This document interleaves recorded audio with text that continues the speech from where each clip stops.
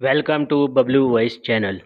प्यारे दोस्तों, मस्जिद में मोबाइल ऑफ रखें, ऐसा भी होता है। अच्छा, हमको सिखा रिया है। जमात इशा की नमाज में चौथी रकात के क़याम में खड़ा था। पूरी मस्जिद में खामोशी थी जब अचानक मेरे साथ खड़े लड़के का मोबाइल बजने लगा। Oh no! उसने जल्दी से अपनी पैंट की पॉकेट के बाहर से ही मोबाइल का कोई बटन दबाया तो आवाज़ बंद हो गई। जब हम तशहद में बैठे तो उस लड़के को एहसास हुआ कि मोबाइल से किसी की हल्की हल्की आवाज़ आ रही थी।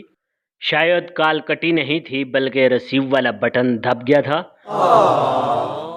उसने तशहद में बैठे बैठे ही कॉल काटने के लिए कोई बटन दबाया, मगर शोमेई किस्मत के स्पीकर ऑन हो गया। Oh no! मस्जिद में मुकम्मल खामोशी थी, इसलिए पूरी मस्जिद में मोबाइल के स्पीकर से आने वाली आवाज़ गूंजने लगी।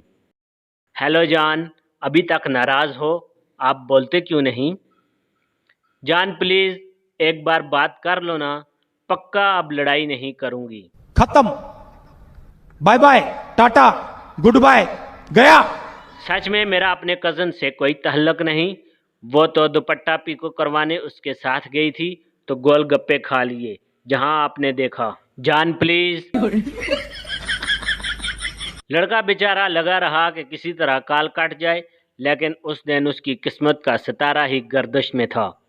न कॉल कटी और न ही स्पीकर ऑफ हुआ, और वो बंदी अपने जानू मानू शानू धनिया पुदीना को मनाने में लगी रही।